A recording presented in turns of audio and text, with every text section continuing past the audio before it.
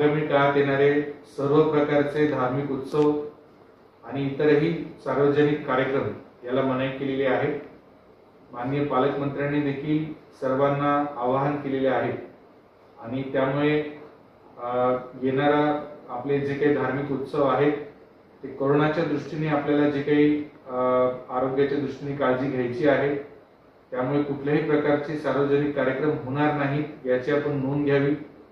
या दृष्टीने जे काही ह्या सार्वजनिक कार्यक्रमांसाठी तयारी करणारे कारागीर असतील